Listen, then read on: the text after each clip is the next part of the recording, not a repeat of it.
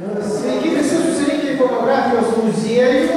Šiandien pas mus toks renginys, kuris turi sąlyginį pavadinimą Aleksandro Lukašenkovo parodos neįvardinto laiko portretas uždarymas. Toks formatas rečiau pasitaikantis, paprastai būna iškilmingi atidarymai, o šiandien pas mus uždarymas. Ir šiandien Aleksandras pakvietė jūs čia pasikalbėti apie šią parodą ir prelegentų bus ne vienas. Taigi pristatau menotyrininkė profesorė Agnė Narušytė. Čia toliau visi suprantate, autorius Aleksandras Lukašenkovas, kuris taip pat, aš manau, kad įsijungs į šitą diskusiją ir galbūt netgi čia turėsim kažkokį tai karštą ginčą. Profesorius, filosofas Gintautas Mažeikis. Ir taip pat filosofas Jurgis Gintautas. Kągi, turėjo dar dalyvauti Vilija Ulinskytė Balzienė, šio muziejaus vadovė, bet dėja jį susirgo, atsiprašo ir perduoda jums linkėjimus. Taigi, tai galbūt aš norėčiau pradėti, jūs čia arčiausiai manęs esate, atvykote, apžiūrėjote parodą ant karštųjų, gal nuo jūsų pradėkime. Koks įspūdis? Gerai, laba diena. Man smagu, kad uždarymo proga yra kartu proga man atvažiuoti į Šiaulius, nes neprisiruoščiau. Visada smagu čia būti, bet šiek tiek toli ir laiko daug reikalauja.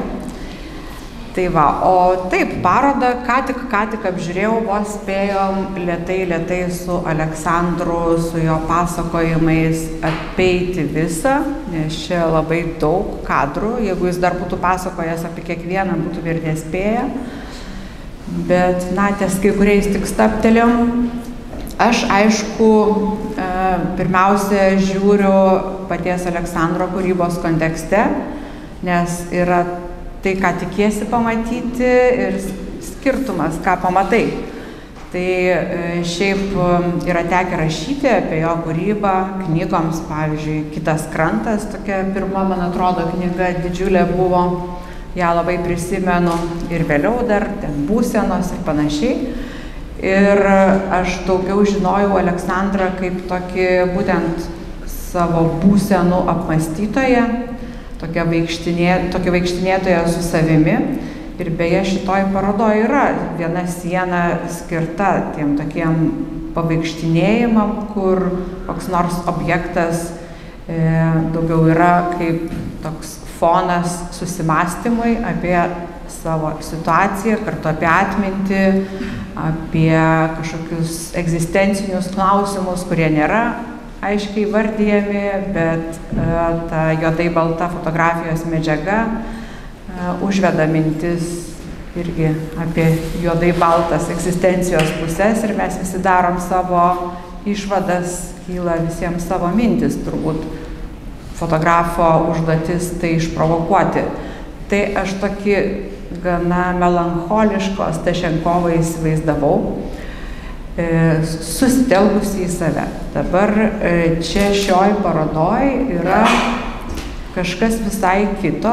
Tiesa, tas toks susimąstymas apie mirtį, apie tokią nelabai optimistinę šiapusybę išlieka. Tačiau čia yra daug tokių pastebėjimų apie kitus žmonės, gyvenančius ar gyvenusius greta. Ir galėčiau šitą parodą taip ekspromptu, tiksliau man ją žiūrint, norėjosi palyginti su Rimaldu Vikšraičiu, gal kiek pačiai man netikėtai, bet tokiu gana kontrasto principu. Tiesiog irgi teko ir apie Vikšraitį rašyti ir jo parodų daug matyti ir panašiai, ir knygų taip pat.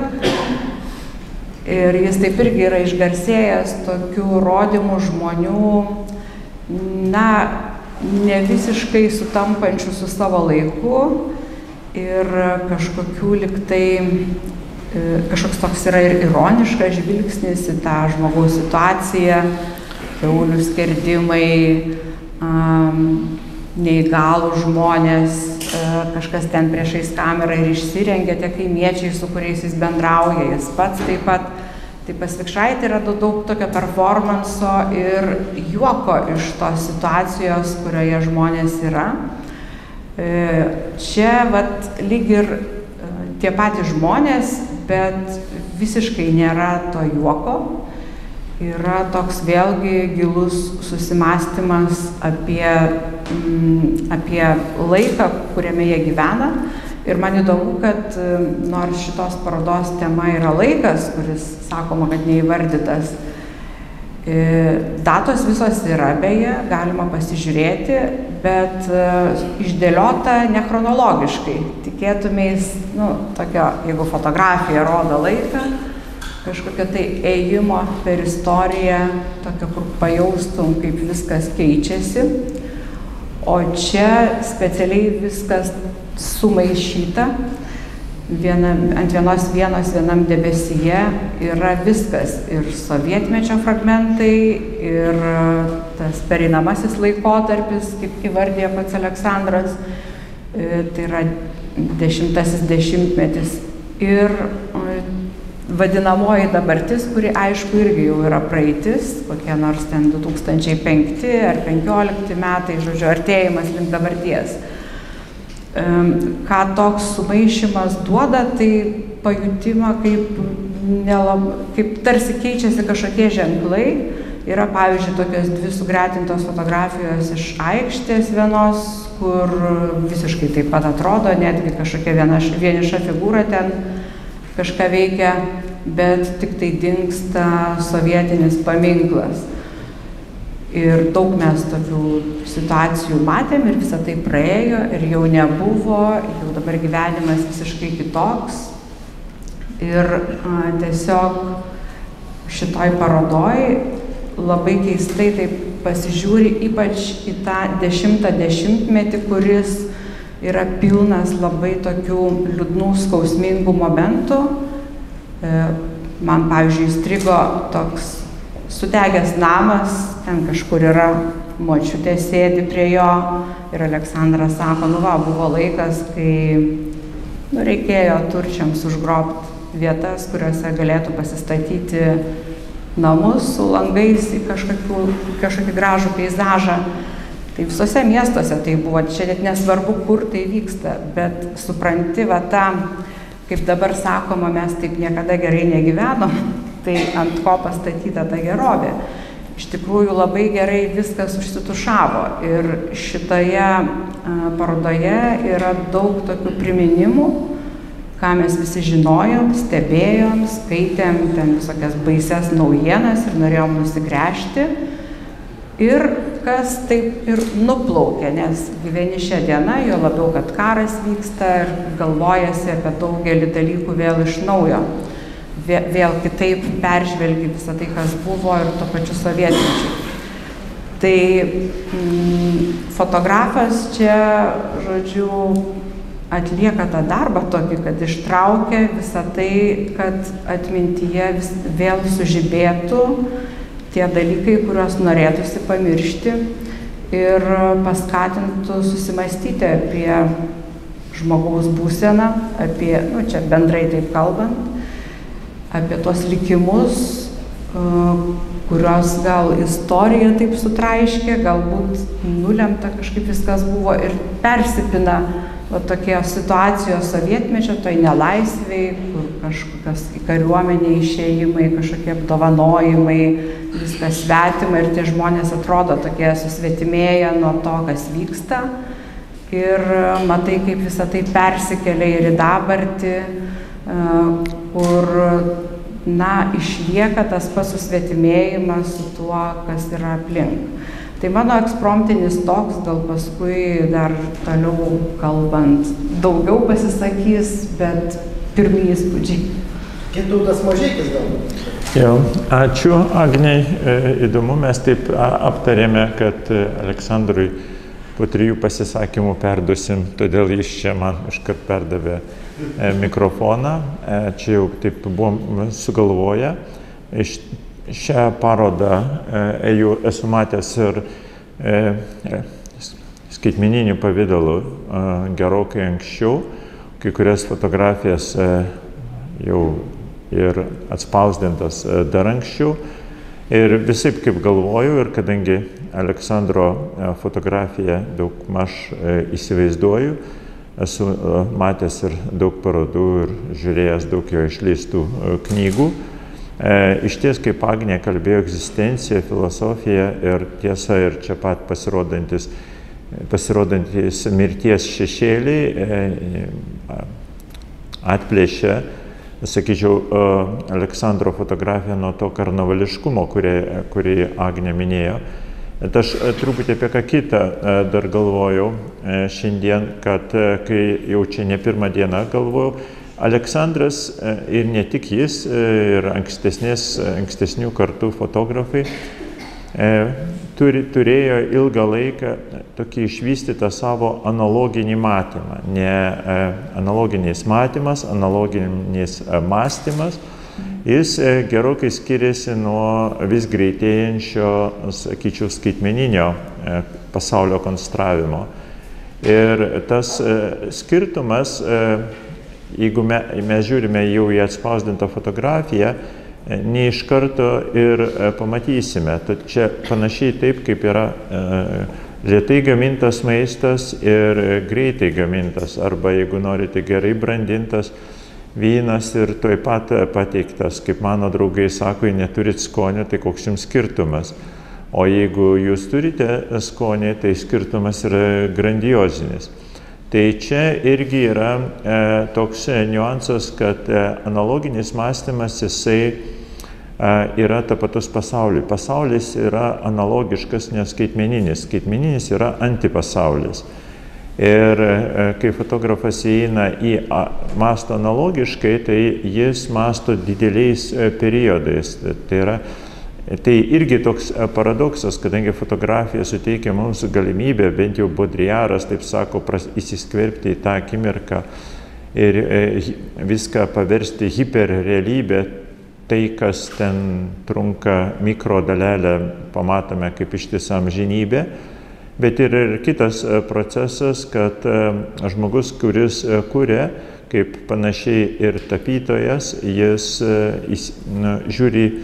galvoja analogiškai. Analogiškai galvoti, tai ieškoti panašumų, įvairių panašumų, asociacijų, lenktynių, atstumimų, simpatijų, antipatijų. Ir šitas simpatijas, antipatijas įvairias bandoma nufotografuoti. Ir žinoma, nufotografuoja savo žvilgsniu, kitas, ko gero, kitaip pamatytų.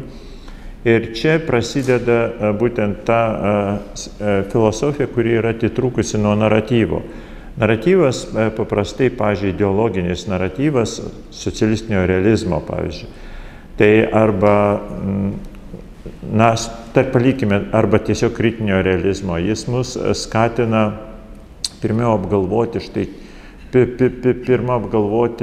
kažkokią tai pasakojamą situaciją ir po to šitoje pasakojamoje situacijoje nufotografuoti. Tai irgi yra analogija, tai irgi yra analoginis mąstymas.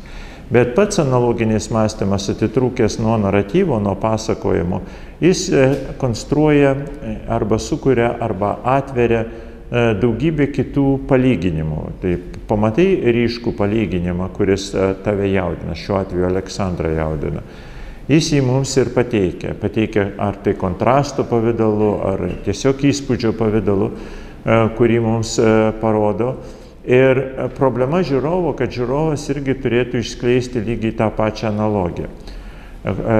Tačiau šiandieninis žiūrovas susiduria, šiandieninis fotografas, kuris vis dar mąsto analogiškai, o Aleksandras taip mąsto, susiduria su problema, kad žiūrovas gali ateiti jau mąstyti skaitmeniškai. Skaitmeniškas žiūrėjimas tai akimirksniu, tik praversti, kaip mirgėjimas.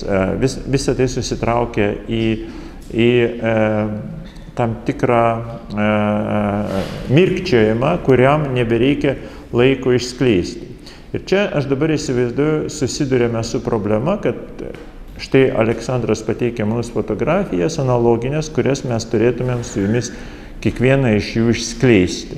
Pavyzdžiui, jeigu jūs pasikalbėsite, kaip Agnė kalbėjosi, pasakojo su Aleksandru, tai Aleksandras gali ilgą laiką išskleidinėti. Bet ir kiekvienas iš mūsų galim nepriklausomai nuo jo išskleisti. Tai yra Teoloko garsioji fotografija. Aš pats galiu išskleidinėti, kadangi bendravau su Teoloku ir ne vieną kartą asmeniškai. Aptarinėjome jo ateities planus, jam būnant dar prieš mirtį. Ir, žodžiu, ir aš išskleidžiu jį kitaip savo galvoje, nei Aleksandras, bet vis tiek bet kokiu atveju analogiškai išskleidžiu. Jis išskleidžia vienaip analogiškai, aš išskleidžiu kitaip analogiškai. Agnė gali dar kitaip išskleisti analogiškai. Tai mūsų sklaida yra analoginė ir šita fotografija ir prielaidauja, kad mes jas išskleisime analoginiu būdu. Tačiau jeigu neturi patirties analoginės klaidos, tu susiduri su tokia problema, kad matai tik tai paveikslėlį, kuris nebeišsiskleidžia. Tai yra fotografijos, kurios kaip riešutai užsidaro, vietoj to, kad tu jos atidarytum riešutą ir iš ten išsiskleistų kokios stebuklingai drabužiai ir karietos. Visos tos karietos užsidaro į riešutą ir nieko nebelieka. Ir fotografija nieko nebelieka. Tai antras dalykas, kuris man buvo įdomus, tai kaip apie ką anksčiau aš negalvojau, šiandien galvoju apie tai, būtent štai neįvardinto laiko portretas neįvardyto. Ir Agnė čia užsiminė apie tai, kad šitos fotografijos išdėliotos nechronologinė tvarka ir labai gerai, sakyčiau, todėl kad aš vienu metu, pastaruoju metu dabar seku, toks buvo vokiečių, britų, žydas kolekcionierius, bandė sukurti naujas klasifikacijas, Ebi Warburgas, kuris sakė ir kalbėjo apie tai, kad mūsų emociniai ryšiai arba lyginamieji analogijų ryšiai nebūna klasifikaciniai. Tai yra, mes sukuriame įvairias trajektorijas ir mūsų atmintis veikia ne pagal klasifikaciją, o pagal tam tikrą trajektoriją. Na, jeigu jūs ją žinoma išmuštravote savo atmintį, tai jį veikia kaip klasifikatorius, bet kitu atveju jį veikia pagal įvairias analogijas. Ir tada šitos analogijos, kada mes žiūrime, kaip jos susisieja viena su kita, sukuria tam tikrą naują ritmą arba naują trajektoriją, naują judėjimą, jeigu norite, kuris pats savaime jau yra laikas ir kuris pats savaime yra atmintis. Problema tik ta, su kuria aš susidūriu, žiūrėdamas į fotografijas, kad mes galime analogiškai žiūrėti į jas kaip į meninės fotografijas. Ir man tai buvo gana sunku padaryti, todėl kad aš dar žiūriu į šitas fotografijas prisimindamas panašias vietas, situacijas. Tai yra, turi įveikti dar ir savo jausmus, bet galime dar žiūrėti ir per savo jausmus. Žinoma, vietoje to, kad tu matytum meniškumą, tai yra ir kompoziciją, ir ten ritmą, įvairius šešėlius, ir figūras, ir dramas. Bet tai gali tiesiog žiūrėti ir galvoti, kad tu pamatyti tam tikrą istoriją, asmeninę istoriją. Ir tada fotografija veikia tave kaip afektacija, kaip afektas, kaip trigeris, kuris išjudina tam tikrus prisiminimus. Ir jie gali kliudyti. Ir galų gale už viso to dar gali būti įvairios šmėklos, tai yra šmėklos, kurias sukuria mūsų istorikai, kur mes, nežinodami tikrųjų įvykių, galime prisigalvoti. Štai, pavyzdžiui, matytumėme kokias sovietinės fotografijas ir štai, sakome, štai Aleksandro kokiai tai sovietinio laikotarpio fotografija, matome situaciją ir mes ją iš karto prašome pagal tai, kaip šiandien vadovėliai, laikraščiai arba politikai iš aukštų tribūnų liepia prašyti tą situaciją. Ir problema yra ta, kad šiuo atveju mūsų atmintis ir žiūrėjimas į šitą fotografiją susiduria su svetimo pasakojimu. Svetimas pasakojimas tai yra tas pasakojimas, kurį mes dabar viešai girdime, politiškai jis yra pažangus, bet iš tikrųjų ne taip mes atsimename ir ne taip mes matome. Tai šiuo atveju sustoji ir norėdamas išskleisti analoginę fotografiją, turi įveikti svetimą pasakojimą, kuris mums yra primestas. Vieniems fotografams tai sunkiau padaryti, kitiems lengviau. Sakyčiau, Aleksandrui lengviau. Pavyzdžiui, jeigu palyginsime su Antanu Sutkumi, kuris iš karto, kai į jį kas nors žiūri, tai nomenklatūra, komunizmas ir visa kita. Ir tas toks antisutkiškas, sakyčiau, diskursas yra tiek stiprus, kad žiūrovui labai sunku įveikti jam primetamą matymą. Aleksandro atveju truputį lengviau, nors tam tikromis vietomis mes susidursime, todėl kad jo fotografija gana laisva, sakyčiau, nuo viso to sovietinio diskurso, ir nes iš karto mus panardina į jo tokį egzistencinę filosofiją, į vidinę egzistencinę filosofiją. Čia yra pliusai, minusai, bet ir kiekvienas iš mūsų turime šitos pliusus, minusus. Ir pagaliau, kai neįvardytas, reiškia tai, kad mums paliekama galimybė pakviesti. Tas, kas neturi vardo, mes jam patys galime priskirti vardą ir jį pakviesti. Paprastai mes priskiriame vardą asmeniui arba vietai ir su laiku mes susidurėme su tokiu dalyku, kad, kaip jau minėjau, laikas iš karto ideologiškai yra įvardyjamas, o mes turėtumėme išmokti įvardinti tą laiką savais žodžiais. Savais žodžiais mes įvardyjame tik tai savo giminės, vaikų, asmeninį laiką, štai aš tada tą ir matau, bet kai matome visuomeninį arba viešąjį laiką, labai sunku jį įvardinti savo žodžiais.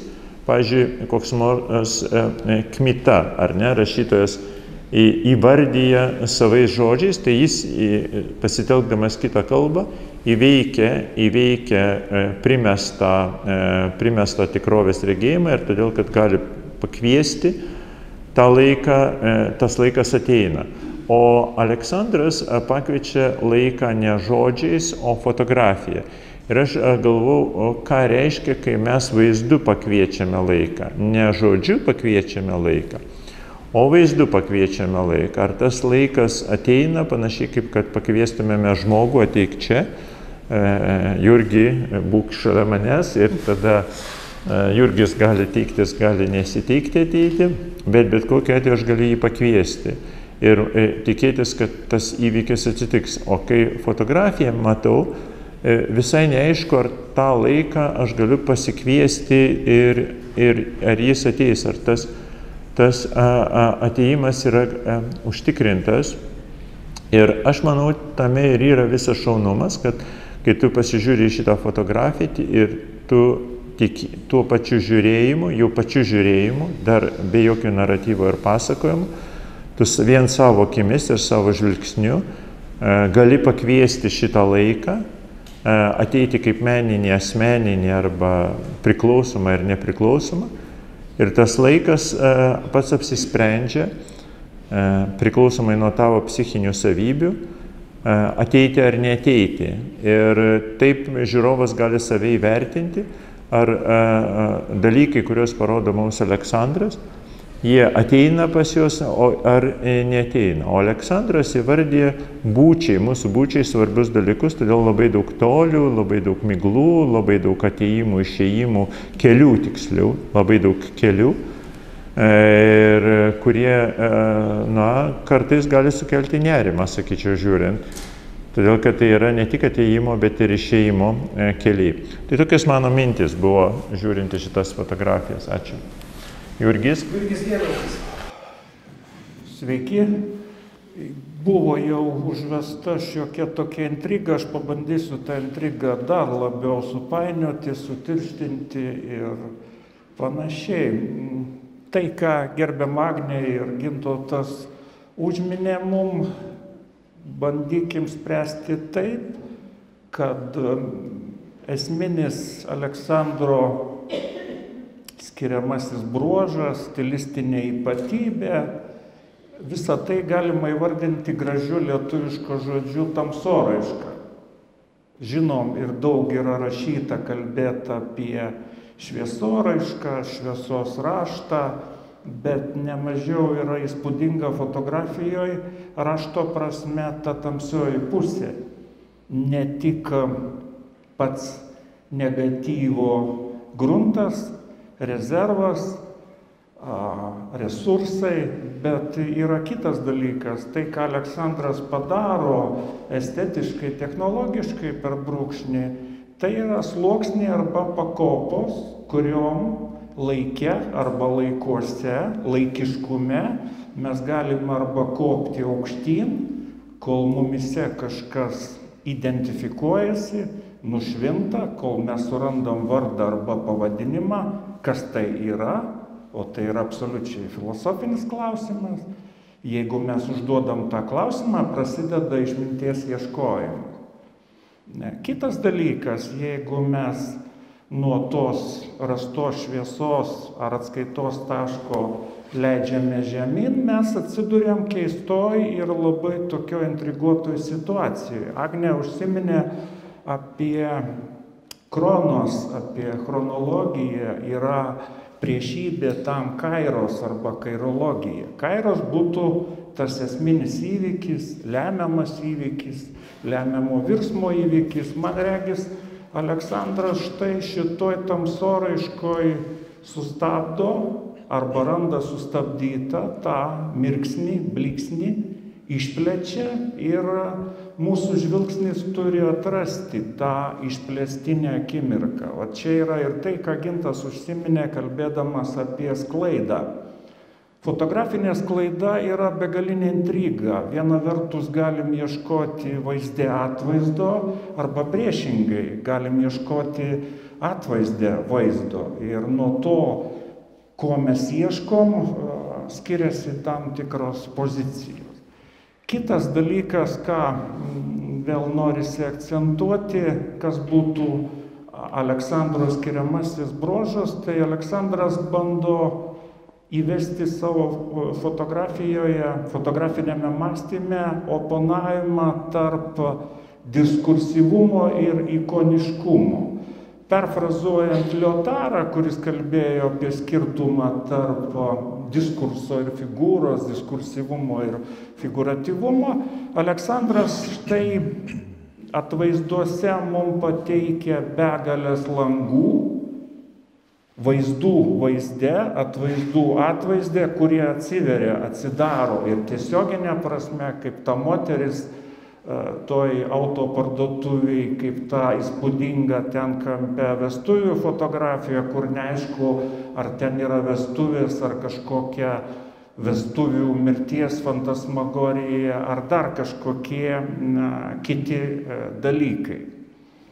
Trečias momentas, kurį noriu akcentuoti, tai yra, kalbant apie ikoniškumą, reikia ieškoti pačiame atvaizde, portretinėme, sakykime, atvaizde, ne žvilgsnio, kuris kažką identifikuoja, bet ieškoti žiūros taško ir išmokti per tą žiūros tašką pasižiūrėti per ikoną. Arba Jean-Luc Marion žodžiais išmokti abstrahuotis, išmokti žiūrint nutolti nuo realybės, grįžti į realybę ir rasti tą distanciją, kad tas atvaizdas fotografijoje netaptų natūra, kad tas žinomas, atpažįstamas kabutėse atvaizdas netaptų savaime suprantamų žinojimų. Man regis, Aleksandras savo fotografijomis kaip tik ir problematizuoja tuos dalykus, įveda mus į tą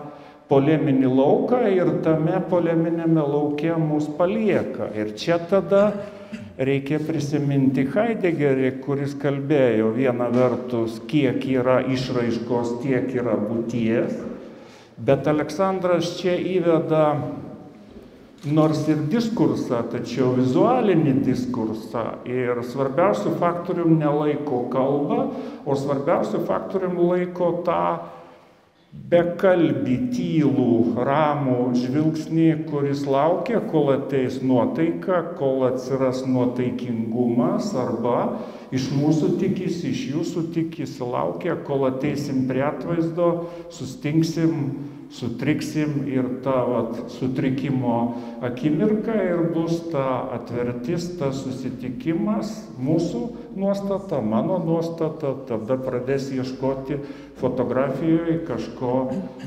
panašaus. Na ir matyt, mes čia daug jau tryse šnekėjom, uždavėm ar neuždavėm tiesiog Aleksandrui klausimų. Tai noriu perduoti Aleksandrui mikrofoną, kad jis pabandytų į dalį tų klausimų atsakyti arba priešingai mums užduotų klausimus.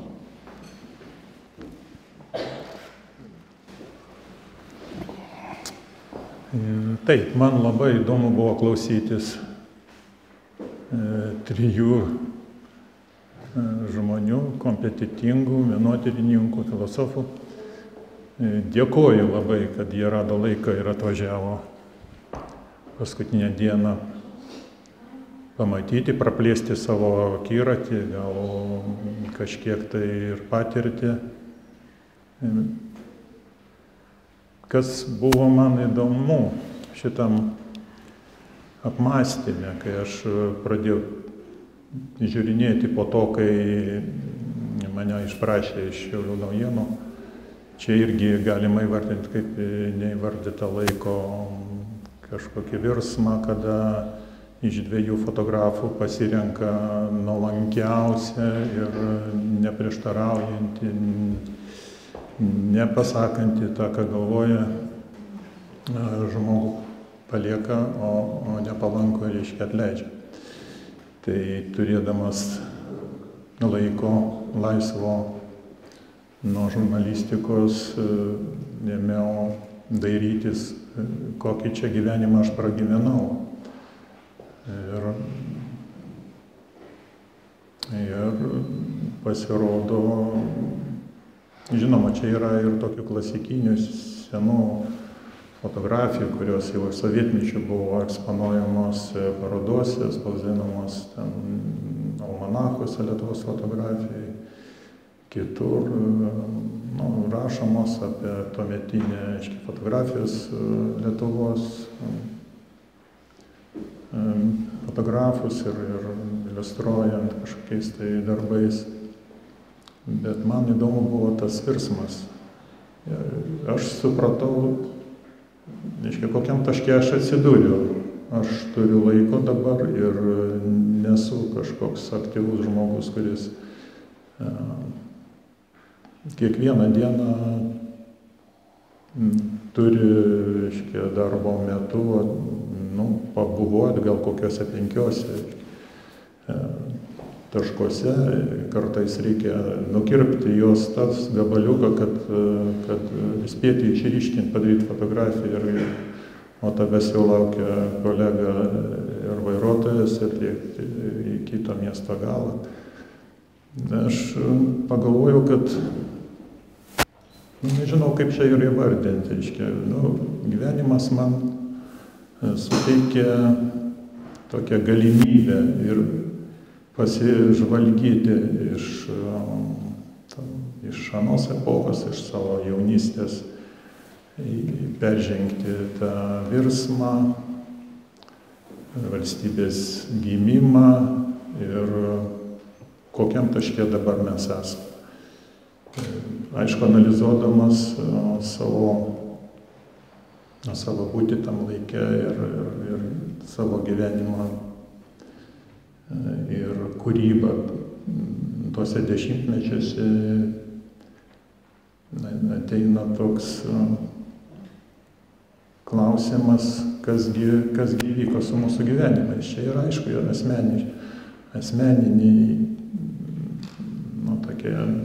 asmeninės istorijos, asmeniniai jautrus kažkokie išgyvenimai. Kiekvienoj fotografijai yra savo istorija, kontekstas. Jį reikia, žinant, aišku, ta fotografijos turinys prasiplečia, bet kiekvienas turi savo patirtį, jisai gali prisijungti prie, bet kas įvyksta, reiškia, tam virsme.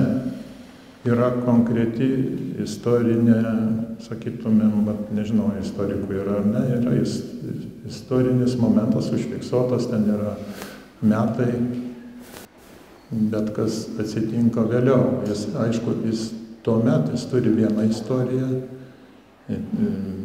konkrečią to laikmečio, tarybinio, sovietinio kažkokią akimirką, kada užfiksuotas toks momentas, kada tinka tai ideologijai, tiem žmonėms, kurie kuruoja tą ideologiją. Bet po kelių dešimtmečių istorija daro tokią kilpą ir metafora, kažkokiu bumerangu sugrįžta jau mums kita istorija. Todėl, kad pasaulis pasikeitė mes, pasikeitė mūsų patirtis ir mes priklausomai nuo laikmečio, ypatingai dabar to karo viduje, mes tapom radikalesni, gal netokie atlaidus. Ir tas turinys, pasikeitęs turinys kalba apie šiandieną, apie tą virsmą, apie pokyčius ir koks dabar žmogus. Šiaip žmogus, aišku,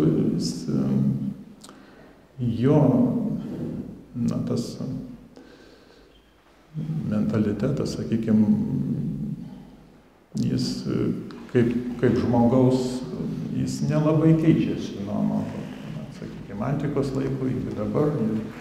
Žmogui rūpi gerbūvis,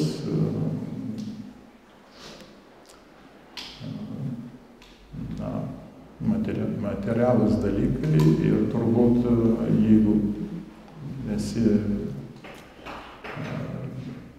tom gyvenime sėkmingas, tai turbūt yra tokių žmonių, kurie bet kokią santvarką tiktų, kad tik tai, kaip sakant, neknistų smegenų ir jisai jaučiasi prisitaikęs prie bet ko. Taigi, tas turinys fotografijų kartais priklausomai nuo istorijos vingių, jis gali grįžti vėl atgal, tas turinys. Aišku, nedaug dievė. Bet matot, kaip fotografija tas savo to laikmečio atspindžio, jinai kalba taip, nedeklaratyviai, sakykime, kiekvienas gali tą turinį žiūrėti savo. Ir man buvo svarbu pažiūrėti tą žmogaus virsmą, kaip jisai pragyvenęs gyvenimą, vertina laiką, pokyčius ir iš dabartinės patirties, kodėl dabar yra tie pavadinimai, aišku, kadangi patirtis mano pasikeitė, aš dabar vertinu tą laikmetį ir laiką į save jame visai kitaip. Ir kartais buvę tie pavadinimai vienokie, dabar suteikia fotografijam visai kitą turinį. Jie nėra lėkštus, jie reikia kartais pavadinimas ir turinys reikalauja tokio darbo savimi, savo atmintim ir patirtim, kad atrakinti tą sluoksnį, ne paviršutiniškai. Taigi, čia daug yra tokių momentų, kada, sakykime, taip ta fotografija 90 metų, tas šuvo už tvoros, reiškia, kada jo pavadinimas ateina dabar. Kai aš tą pamačiau šunį fotografavau, tai aš prisiminiau tokį, kai aš jau išėjau iš laikraščio, kolegos, kurie liko, bijojo dėl savo statuso, darbo praradimo. Kiekvienas turėjo šeimas, vaikus ir atsidurti gatvėje žurnalistui Šiauliuose. Ta prasme, neturėti darbo. Tai tokie vykdavo kompromisiniai dalykai. Ir ne visai kartais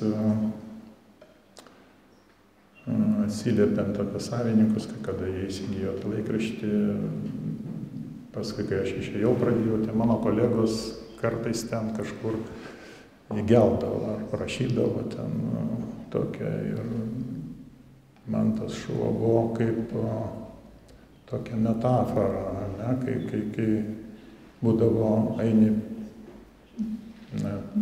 kažkur vaikščiojant miesto pakraščiais, už tvoros šuo žiūri į tave, visgi nuodėga, ne, kai tik tai išeina šeimininkas, jis stengiasi atidirbti.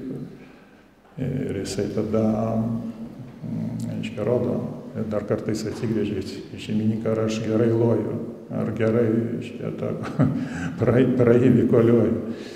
Tai tos istorijos, 90 metų to virsmo, kada keitėsi sąmonė, keitėsi žmonių mąstymas ir kada kariavo komunistai su sąjungininkais, nes sąjungė turbūt ar ne 2/3 tų komunistų buvo.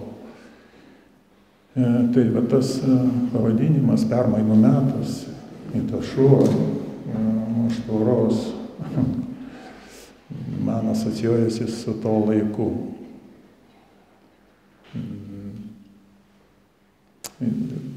Pas mus, turbūt nežinau, bet aš taip galvoju, kad ir tas Rimo Tumino variantas, ne, ir aplamai, kai žmoguje, nėra tos, aš visada, kai noriu daryti kažkokius tai radikalius sprendimus arba kalbėti kažką tai tokią aštresnę, aš visada savo sakau, patylėk, šiek tiek pabūk tyloj ir tada sakyk, ką galvoji. Tai manau, kad tas pagarbos žmogui pas mus nėra tiek daug ir to patylėjimo kartais kažkokias duoti savo apmąstymams laiko reikėtų kiekvienam. Tai gal tiek kol kas. Mes dabar jau kalbam 45 minutės ir aš siūlyčiau dar galbūt antrą, jūs planavot ratą ir po žiūrovams suteiksim galimybę irgi įsijungti diskusiją, ar ne? Agnė. Dar ratą? Tai gerai, Agnė pradėjo. Nu gerai, čia dabar ratas turbūt gaunasi iš to, kad aš pašnekėjau kažką, paskui išgirdau kolegas ir dabar vėl, kai klausaisi kyla minčių, čia taip, turbūt tokia logika. Tai labai įdomu Ginto išskleistas metodas žiūrėjimo į fotografijas. Sakyčiau, labai atitinka, kas vyksta mano galvoje, kai aš ją žiūriu. Ir įdomu, kad, kai jo klausiausi, tai pagalvojau, kad tas Aleksandro išdėliojimas toks čia, visos nuotraukos yra tokie vienetai išimti iš konteksto, nes kai jis pasakoja, tai pasirodo kartais, buvo situacijų, kad visa istorija buvo nufotografuota, ten koks nors įvykis. Labai įdomiai pasakojo apie Bobturgį, kur deficitus pardavinėjo prie jūros, prie paplūdimy moteriškės ir kaip fotografuoja, ten paskui jį užpuola, nes aišku negalima stebėti tokių dalykų, įmeta krepšį su visom kamerom į jūrą, jo susigadina. Tai kiekvienas kadras čia už savęs turi tam tikrą ir paties Aleksandro laiko atkarpą, ką jis patyrė, ką jis nufotografavo. Kai kurie kadrai dalyvauja fotografinėse istorijose, kitur, gal knygoje, gal kažkokioj parodoj, gal kažkuri nuotrauka buvo fotoreportažo dalis, ten yra pavyzdžiui tokia statistinė mirtis. Iš namo išneša tiesiog į paklodę įmestą lavoną, neša į kažkokį automobilį. Pavadinimas statistinė mirtis, čia jau Aleksandro sugalvoti dalykai, kurie komentuoja tą laiką. Ir aišku, kad šiaip turbūt neužtaikysi, nežinau, gal jis ten ir šiaip užtaikė, bet iš karto galvoja apie tos fotožurnalistus, kurie yra iškviečiami į įvykio vietas, ten VG, kokį prisimenė amerikietį, kuris stengdavosi atsidurti, kur reikia. Žodžiu, yra paties fotografo patirtis. Ir kita vertus yra tas kitas sluoksnis, kuris įvyksta dabar, arba net ir tas kitas sluoksnis jis kaupėsi kurį laiką, nes visada su fotografija taip yra, tas toks vos ne automatinis veiksmas, fotografuojant kažką pastebėjus, kur dar ne visai suvoki, ką tu čia pastebėjai, tiesiog, tos momentus reikia gaudyti labai intuityviai, kaip ir Cartier-Bressonas rašė ir sakė ne kartą. Faktiškai turi būti suaugęs su ta kamera ir būti šitame savo laike ir tiesiog reaguoti, nes nespėsi apmastyti ir aš čia sukursiu tokią kompoziciją, žodžiu, jeigu visą tai pradėsi galvoti, tas dalykas, kurį norėjai sustabdyti, išnyks. Bet paskui labai svarbus yra tas mąstymas ties visą negatyvų juostą, atrinkimas to kadro, kuris atsidurs parodoje ir taps pasakojimas istorijos fragmentu. Tai šiuo atveju ta istorija yra turbūt apie, kaip ir įvardinta, neapibrėžtą laiką. Ir čia visi bando pasakyti, kas tas neapibrėžtas laikas. Ir pats Aleksandras sako, aš taip savo pagalvojau, kad kalbėdama pirmą kartą aš jį per daug apibrėžiau. Nes labai apibrėžiau jį istorijoje, labai čia tas dominuoja, gal dėl to. Labai įsiminė tų žmonių įstrigusių kažkokiose savo būsenose situacija, kuri čia parodyta. Bet iš tikrųjų čia taip fotografijos išdėliotos, kad tu šalia matai ir visai tarsi atitrūkusias nuo politinio konteksto fotografijos, jos aišku kalba apie tą patį laiką, ta prasme, jis yra ir istorinis laikas kartu, bet gali būti ir bet kur, bet kada ir tiesiog apie apskritai bendras būsenas.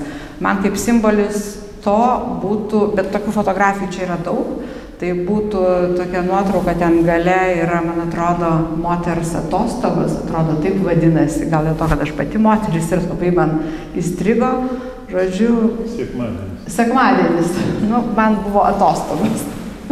Moters sekmadienis, moters atostogos, tai yra aišku, kad tas laikas, kur visiškai atitrūksti nuo kasdienybės, nuo tų darbų, kur reikia ten lakstyti per visas vietas. Vat šiandien tokia diena reikia lakstyti net į kitą miestą. O ten, žodžiu, iššoka žemyn nuo tramplyno labai gerai pagautas kadras, toks klasikinis lemiamas momentas, nestebiuosi, kaip pavyko. Pavyzdžiui, prisimenu Virgilijaus Šontos fotografijas Skrydis iš serijos, kur ten berniukai tokie šokantis nuo tramplyno į vandenį.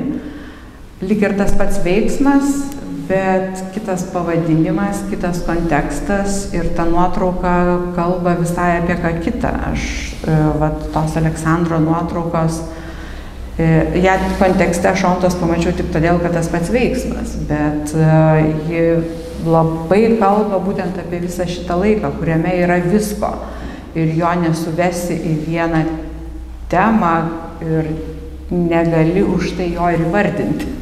Apskritai jokio laiko negali įvardinti, jeigu gerai įsižiūrėsi, kas ten, nes jame yra visko. Taip, toks trumpas. Aš apie kai kurias asociacijas dabar pakalbėsiu, nes prieš tai labai abstrakčiai šnekėjau. Pirmoji tokia, visi mes turime savas asociacijas ir apačioje jūs galite kitame aukšte atrasti dvi fotografijas, jau čia minėta prie buvusių pionierių rūmų, moksleivių rūmų stovėjusi Lenino skulptūra, tiksliau Lenino galva. Ten yra vienoje fotografijoje, po to išnyksta, o po to ten, kaip atmenate, atsiranda Aušros skulptūra. Bet tuo met, žodžiu, aš galvojau, kodėl Aleksandras ją fotografavo. Šiaip aš dėkingas už tai, kad fotografavo ją. Ta Lenino galva su ta visa aplinka vienu metu man labai jos tiesa reikėjo, visai kita proga, aš išverčiau visą Lietuvos internetą, kad surasčiau šitą galvą su būtent šita tais buvusiais pionierių rūmais, tokia kompozicija. Ir neprisiminiau tuo metu Aleksandro ir net nežinau, kad pas jį yra šita fotografija, tai viską išverčiau ir neradau ir po to jis atsiunčia man, nagrinėk, sako, pats to nežinodamas. Ir ten buvo labai įdomi man kartą, aš iš karto galvoju, jeigu aš būčiau buvęs fotografas, aš tikrai būčiau, pavyzdžiui, Virginijus Kinčinaitis turi 1001 fotografiją Saulės berniuko. Jis fotografuoja, kadangi jam per balkoną matosi, tai jis fotografuoja, nežinau, gal 1000 jau turi fotografijų. Žodžiu. Čia kaip Audra Baranauskaitė televizijos bokštą, kur... Jo, tai yra tam tikros vietos, kur fotografuoju. Ir aš galvoju, ką aš būčiau fotografavęs tokio romantiško Šiauliuose. Aš būčiau Sukilėlių kalnelėje, ten buvo, žodžiu, sukilėliai, kuriuos šiauliečiai po to išmetė, o Kauno karo muziejus ir Vilniaus, man atrodo, dailės muziejus po to mušėsi ir konkuravo. Ir man, galiu klysti, bet man atrodo, ar Vilniaus dailės, ar kažkuris ten nacionalinis muziejus jį pasiėmė ir beje eksponavo. Mano manime, Šiaulių valdžia padarė grandiozinę kvailystę iš ten išmesdami štai šitą skulptūrą, bet tuo metu, kai ten buvo, aišku, sovietmečių prilipdyta, kadangi iki Antro pasaulinio karo ten nebuvo jokios skulptūros. Tai šita skulptūra, tai nieko ypatingo, žodžiu, valstiečiai su šautuvais ir dalgiais. Ir aš visą laiką, kada buvau paauglys, įsivaizdavau, kad ten mano romantiškiausia, mistiškiausia vieta, būtent šitas Sukilėlių kalnelis. Bet kada nutiko mano pirmoji meilė Šiauliuose, tai jie atsitiko tarp čiuožyklos, pionierių rūmų ir Lenino šitos skulptūros. Šiaip aš niekada gyvenime jokiai skulptūrai nesunešęs jokių gėlių, po šiai dienai. Bet vienu metu, žodžiu, aš neatsimenu kokia dabar proga, bet, žodžiu, mane pionierių išsikvietė kaip tik su ta merginai, kurią aš buvau įsimylėjęs, o jį mane nekreipė jokio dėmesio, nunešti gėlių. Šiaip aš toks būčiau tas gėlės išmetęs už 5 žingsnių iš šiukšlių dėžę, bet kadangi reikėjo nešti su merginai, kurią aš įsimylėjęs buvau, tai aš jau žygiavau su šito savo raudono kaklaraiščiu per visus Šiaulius su savo viena gėle, bet kartu su ją, kad padėčiau prie minėto Lenino paminklo. Ir atsimenu, kad nunešiau, nenumečiau ir padėjau tenais. Tai ir visiškai šitą epizodą užmiršau ir kai atsiuntė man Aleksandras šitą nuotrauką, aš ją prisimenu, tu matai, sakau, iš nebūties iškilo tokia keista istorija, dar save pergalvoju. Ir kaip aš sugebėjau nunešti šitą gėlę? Ištvėriau, matai, tempiau. Bet šiaip ar taip, kaip matote, atkuria, čia vadinama afektacija. Atminties, žodžiu, pati fotografija yra trigeris, kuris sukelia afektą mūsų atmintyje ir tokiu būdu yra prikeliamas pasaulis. Prikeliamas pasaulis visai ne taip, kaip pats fotografas ar menininkas tikisi. Yra ir kita fotografija, kurią jūs čia jau tokia ikonografinė, kuri turbūt visur gali būti spausdinta, matėte, yra Petro ir Povilo arkikatedra. Ten sėdi močiutė, drugna, vėjas, lapai, kryžius ir už kryžiaus matosi tai, kas šiandien vadinama prisikėlimo aikšte. Tenai stovi tas vadinamas kareivis išvaduotojas šalia tuo metu dar besivadinusio Šiaulių politechnikumo. Ir yra tokia pakankamai aiški kompozicija, dramatiška, kur mes galime žiūrėti į tolį, matome sovietmetį, žiūrėti į artumą ir matome tokį krikščionišką kelią. Iš ties labai dramatiška ir, sakyčiau, gera fotografija, galėtumėm ir apversti žvilgsnį atvirkščiai, jeigu tai būtų įmanoma, ir pažiūrėti nuo anos pusės į bažnyčią. Ir šiandien aš specialiai nuėjau į arkikatedrą, kadangi toks bjaurus oras panašus į tai, ką mėgsta Aleksandras. Tai nuėjau pasižiūrėti, ką aš pamatyčiau toje vietoje. Siaubas. Jokios dramos, kitaip visiška tuštybė, visiška simbolinė, sakyčiau, tuštybė, nes nesusiklosto jokia dramaturgija. Nėra įvykio, apie kurį čia Jurgis kalbėjo, pats įvykis nebenutinka. Kitaip tariant, pats išsivadavimas vyko tokiu mastu, kad išnaikino įvykio galimybę. Nebėra to būties įvykio, kurį ten galėtum pamatyti, ir įvykis belieka tik tai pasilieka tik pačioje Aleksandro fotografijoje. Ir galiausiai trečias dalykas, trečia fotografija, kurią norėčiau pamatyti, yra berniukas toksai negipsinis, žodžiu, nulipdytas, žiūri į tolimus krūmynus, veikiausiai spėju, aš nežinau, kas ten per vieta, Aleksandras žino. Pionierius. Jo, bet aš taip ir įsivaizduoju, tai tokių sugriuvusių pionierių stovyklų apžėlusių ir apaugusių Lietuvoje yra pilna. Dabar jas užstato kokiais nors komerciniais pastatais. Ir aš taip pat, kadangi esu pionierių stovyklų sovietinių ugdytinis, tai mėgau lankytis sugriuvusiose pionierių stovyklose ir žiūrėti, kaip katastrofiškai laikas suryja istoriją, o po to, kai ten pastato naujus namus, jokios atminties jau nebelieka.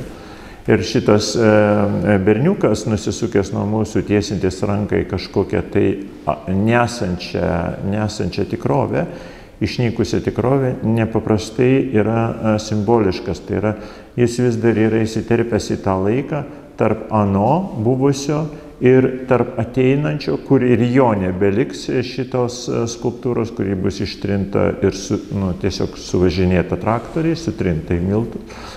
Bet yra tam tikras trumpas epizodas ir aš manau, kad šita fotografija charakterizuoja Aleksandro mąstymą, kuris yra tarp to ir ano. Keletą dar savo pastabų, šalia to, ką kolegos įvardijo. Dar šiandien nekalbėjom apie vieną svarbų Aleksandro bruožą, daug kalbėjom apie mentalinius dalykus, socialinius, politinius, bet tai jau yra toks antropoceno dalykas, o visai nekalbėjom apie fotografijos materiją. Tai, ką aš sakiau apie tos sluoksnius, apie kopimą arba leidimąsi žemyn arba kopimą aukštyn, ten mes randam kai kuriuose fotografijose, neleisit jūs man sumeluoti, ir dulkės, ir atrodo, kad tie žmonės būtų apnešti, apibarstyti kito laiko arba neįvardinto laiko arba vėjo atnešto laiko iš kažkokiom dulkėm. Kai kur tos dulkės išnyksta, ima spindėti kaip Trakų gatvėj tos dvi moteris, kurios šluoja tą rytinį sekmadieninį matyt šaligatvį, ir tas nepakartojamas spindesys, kur tos dulkės sulipė. Kitur tos dulkės yra sulipę, kaip sulipę mūsų keli skirtingi laikai, ir mes ten jokios analizės, jokios analitikos nebegalim atlikti. Man atrodo, kad vienas iš tų skiriamųjų Aleksandro bruožų šalia tos tamsoraiškos yra ta materija. Tiek profesionalui, tiek pradedančiam fotografui visada aš miniu tokį dalyką, kad tikrasis konceptualumas nėra deklaracijos, tikrasis konceptualumas lypi autorinėje materijoje. Aleksandro fotografijoje yra ir ta fotografinė materija. Ir kitas momentas. Aleksandras čia daug pateikė grinų ikoninių vaizdų, o čia už nugaros yra Prano, Irenos portretai, bet dar daugiau čia Aleksandras pateikė tų paribio, užribio arba ties miesto fizinė geografinė riba atsidūrusių žmonių. Ir Aleksandras pagauna tas išraiškas, kurios dar netapo poza. Nepamirškim, kad Aleksandras ilgą laiką dirbo reporteriu ir aibė jo fotografijų ištaka, o ne pabaiga, yra reportažas, atviras žvilgsnis atviras rakursas, bendras planas ir kiti dalykai. Ir paskui, dirbant su laiko dulkėmis, dirbant su sukimbančiomis laiko dulkėmis, identifikuojant aibę tų portretų, Aleksandras atranda, kad tos įpusėjusios išraiškos, pusiau išraiškos, grimasos, pinigų prašinėtojai, negalės sužalotų išraiškų, į mus besikreipiančios akys, lūpos, dar kiti dalykai. Visa tai yra tos pusiau išraiškos. Bet kaip tik tos pusiau išraiškos įrodo tą virsmą, tą pereinamąjį momentą, tą perėjimą, tą vienų epochų griūtį, kitų epochų ateimą, tą neiškumą, neapibrėžtumą.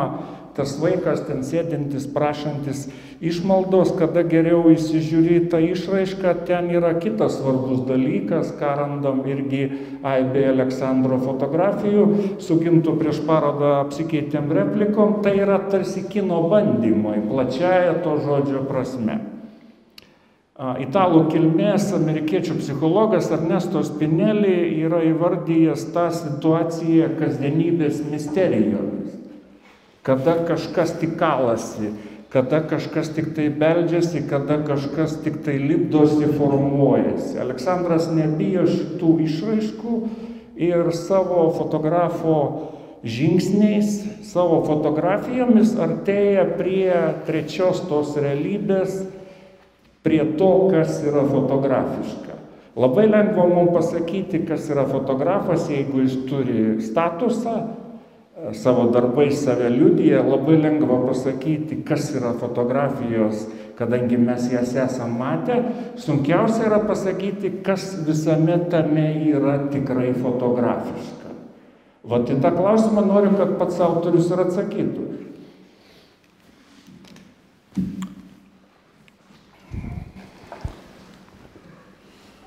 Nu, matot, visada, kai atsiduri tam tikram taške ir kai jau pradedi analizuoti save, ilgą savo būtį, gyvenimą, ar ne, nuo tada, kai prisimeni iki dabartinio taško, kas su tavimi vyksta, ką tu matei, išgyvenai. Čia yra toks stebėjimas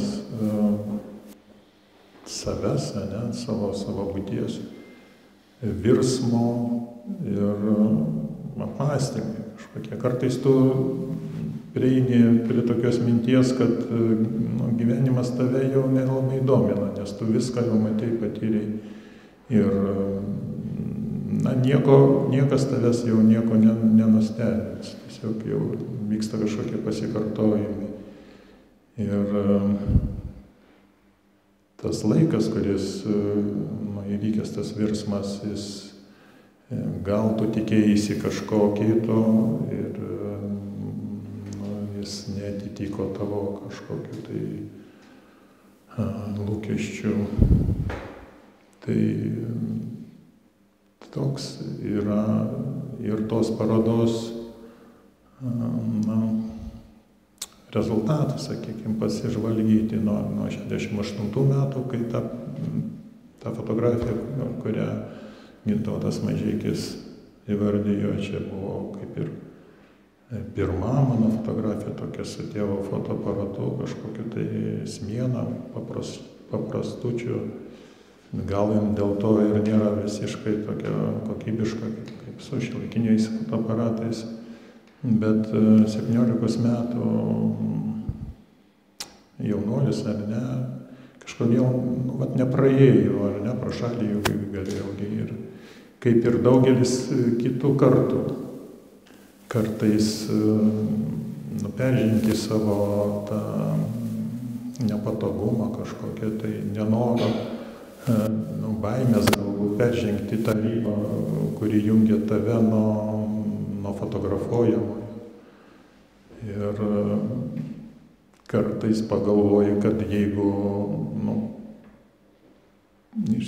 taip neperžengsi, ar ne, jeigu įsigasi, arba tai neturėsi ir fotografijos.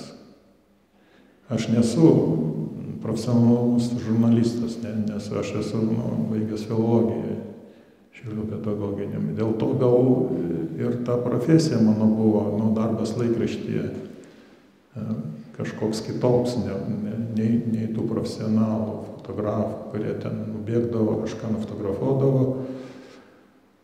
Ta esu stebėjęs Vilniuje, kai dažnai kartais lankydavosi, ten visokie fotokonkursai vykdavo, tai apeini tas redakcijas, matai, kaip žmonės pasidėjo šachmatus, ten kažkur kažkas pasako, reikia lėkti, jis išvažiuoja, jis grįžta, atkerpa juostą, ten išiškina, atiduoda ir vėl žaidžia. Tai mano, toks gyvenimas žurnalistikoje buvo kažkiek platesnis, galbūt dėl to, kad nebuvo per toks iškeptas tose rėmuose. Man svarbu visada buvo ta fotografija ateičiai. Todėl ir pasirinkau, sakykime, kartais man sakydavo, kad tu fotografuoji, visi žmonės žiūri į objektyvą. O man buvo svarbu tas kontaktas su žmogumi.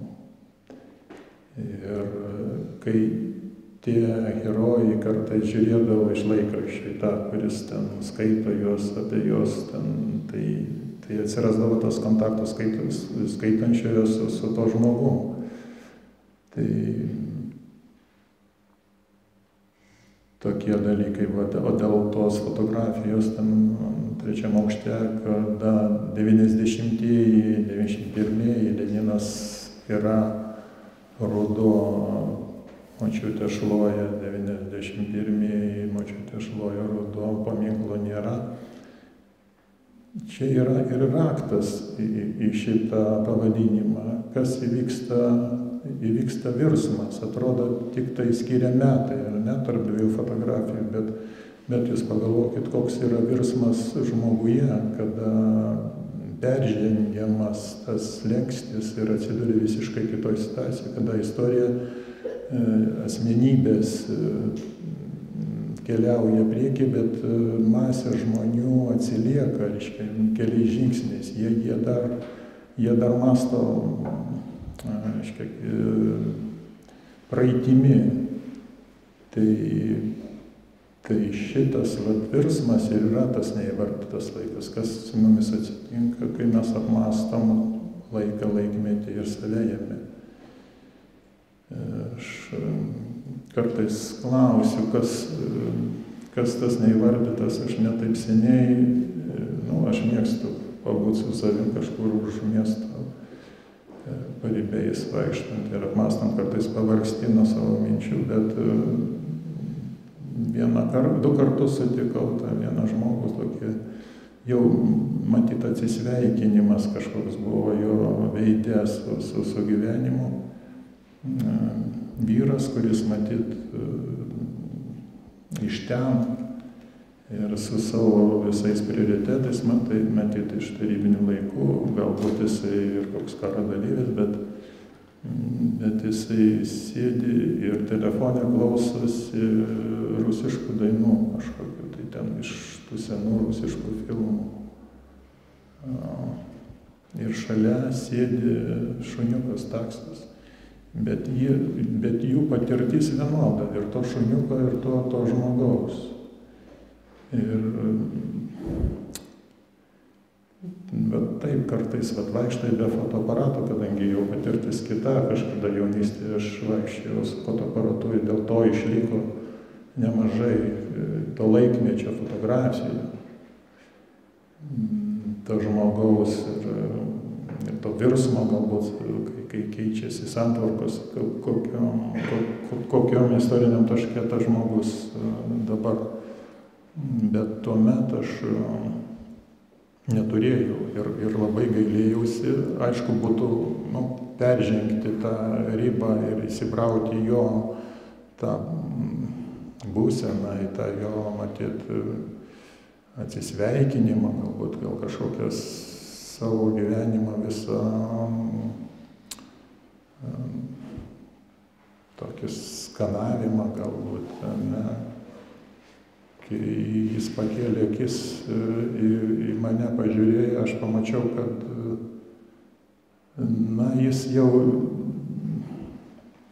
jis išeinantis, peržengęs ribą, bet jo visas gyvenimas ten, dar už tos ribos. Ir jisai, matyt, nelabai komfortiškai jaučiasi dabartiniam laikui. Tai va tas suprasti tokį žmogų, išgyventi jo kažkokias emocijas, tai yra tas neįvardytas laikas. Tai nežinau, atsakiau. Tarp kitko, jūs planavot įtraukti žiūrovus į šitą pokalbį, tai aš siūlau, jeigu turit kažkokį klausimą, klauskit autoriaus ar prelegentų, prašau. Aš norėčiau paklausti. Gal taip paklausiu, girdėsis. Beveik jau ir atsakėte tą klausimą, bet man įdomu, kadangi labai daug žmonių pirmam plane ir regis, kad buvote neblogas ir dramaturgas ir režisierius. Tačiau kiek tos dramaturgijos ir režisūros reikia padaryti štai tam pirmam planui žmonių. Pirmą buvote ir kaip reporteris, ir kaip menininkas, ir kaip režisierius. Tai ko daugiau yra tose nuotraukose ir kas galbūt kokia patirtis lėmė, kaip kas nusverdavo, nes vis tiek tos dramaturgija čia taip pat yra. Atrodo, kad žmonės prozuoja, bet ir atvirkščiai. Tarsi atrodo, kad jūs dirbote, kad tai pagauti ar susitarti ir taip toliau. Tai kaip dramaturgijos yra. Ačiū. Žinot, čia turbūt yra prigimtis, tas paprastas atsakymas yra, arba tu jauti ir tą jauti, kada tau kažkas tai pasako, kad būtent dabar yra dabar ir čia nėra kažkokias prievartos savo. Aišku, aš vieną kartą važiavau kažkur pas savo bičiulį Mažeikius, jisai buvo kultūros namų direktorius, jo portretas, va čia yra, jisai baigęs dailę prie tos nuogos figūros. Ir paskui jis tapo Mažeikių kultūros centro direktorius. Ir aš važiuoju pro Kuršėnus ir matau tokį vaizdą.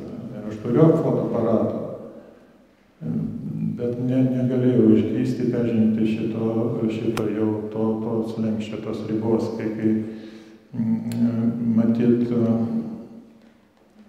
pravažiuojanti mašina užmušė karvę ir ant tos karvės sėdi vyras, tas šeimininkas ir verkia.